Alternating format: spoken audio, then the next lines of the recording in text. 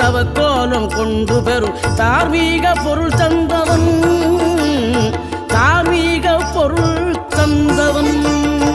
ஆறுபடை வீடும் அருள் வழங்கும் முருகா அருகே நீ ஓடோடிவா மூவிரண்டு முகம் ஜொலிக்க 2 கரங்களுடன் ஆதரவு தரவோடிவா